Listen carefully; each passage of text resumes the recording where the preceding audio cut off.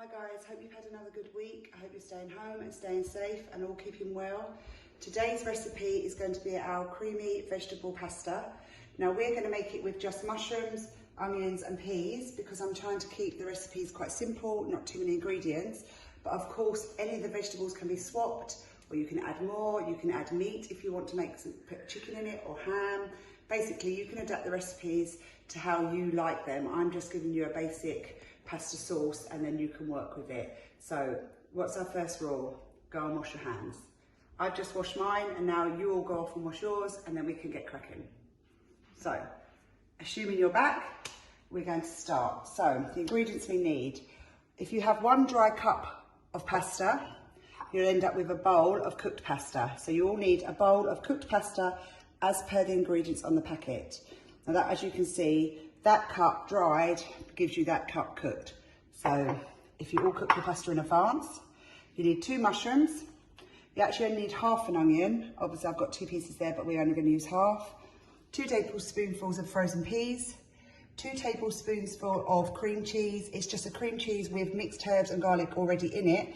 If you don't have any with garlic and herbs in it, you can just use plain cream cheese and then add your own garlic and herbs to your taste buds.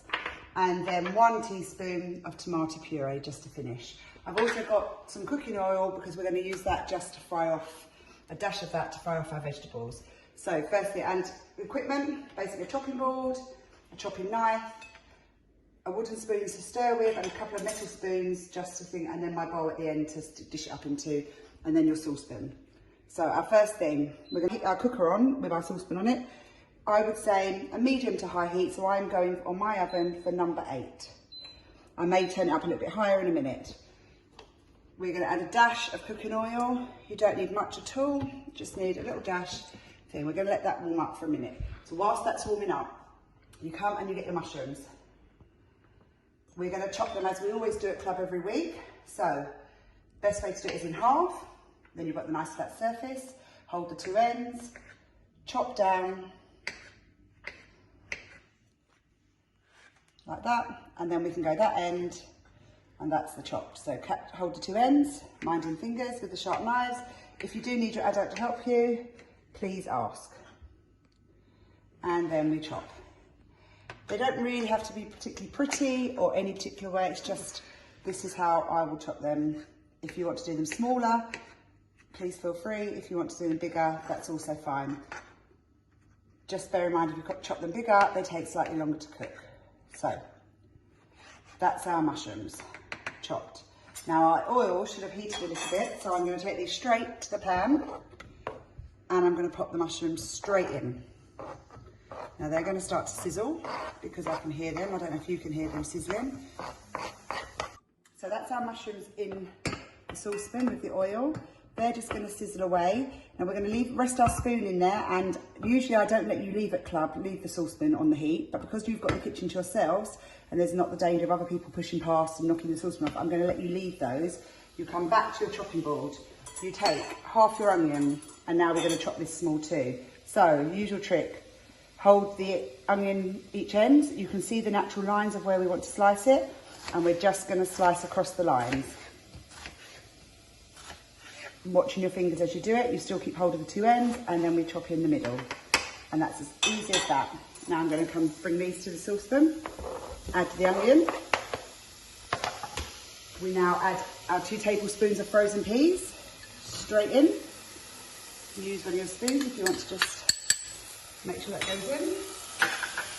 And now we're just going to let this all cook down a bit. What we want to do is just soften the onions and the mushrooms and the peas cook through. None of this takes very long, and obviously we're doing this in real time, so you'll see how quick this literally is.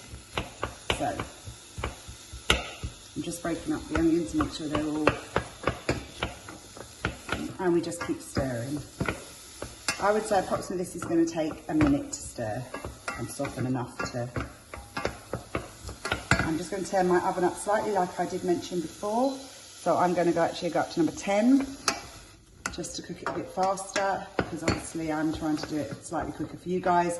If you want to cook it a bit slower, that's absolutely fine. I'm sure your grown-ups will help you and assist you with advice on how fast and slow your oven works. So we just keep stirring that around. You may be able to see the mushrooms are starting to soften and change colour, and so are the onions. The onions go a sort of see-through colour once they're cooked. They don't stay as white. So, oops, pop that little bit of mushroom back in. Mustn't waste food, especially not these days. And we just keep stirring. Please, please, please be careful as you are stirring. Always keep one hand on the end of the saucepan for security, and you just stir gently with the other hand. Just slowly, slowly, slowly.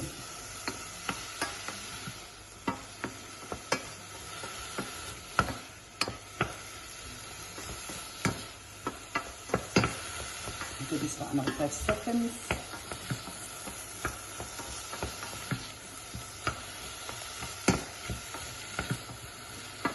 Before I leave it, I'm now going to turn it back down a little. I'm going to turn it to number 8. If I can get to number 8, there, number 8. And we just keep slowly, gently stirring. Now I can tell, I don't know if you can see, that that's now all but cooked. So I'm just going to leave it now. It's turned down to 8. I can leave that alone for just a couple of minutes. We're going to come back. We're going to pick up our cream cheese and our spoon, and we're going to spoon our cream cheese straight into our, sorry about the noise guys, straight into our saucepan. And we'll pop that one straight into the spoon. So now we're going to gently melt the cream cheese. This becomes our sauce. So you gently, gently, gently melt. By stirring the cream cheese, it will melt into the saucepan and become a sauce rather than a solid mass. I wish you could actually have smell-a-thon, because if you could smell this, it would make you so hungry because it smells absolutely delicious. So, it doesn't take long, but you must keep stirring it, because if you leave it to sit still in the saucepan, the cream cheese may burn at the bottom, and we don't want any burnt cream cheese. So, as you can see, that's now all softened and made into, covered all the vegetables. Now we're going to get our tomato puree.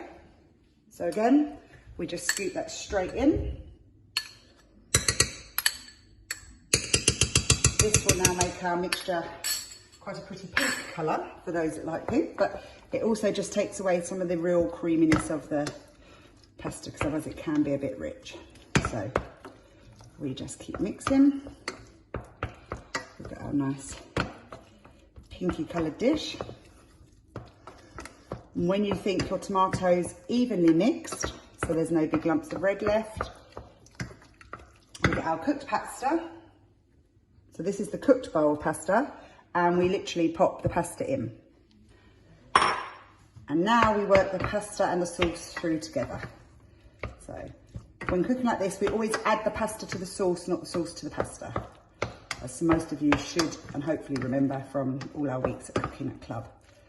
So we literally are coating the pasta. Remember, the pasta's already been cooked, so we're just stirring through the hot sauce. I mean, like I say, we often make this at Club with just ham and mushroom.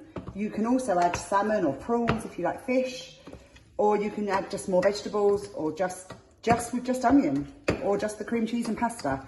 It's entirely up to you guys. You can adapt these recipes to exactly the way you want to eat. Now this is going to make one generous portion, I would say, of this. 2 of you may be able to share it. Of course, you know, if you want to make it bigger, you just add more of each ingredient. So you've got the recipe list for this amount. If you want to make it for your whole family, you just possibly, I would say, double it, or however many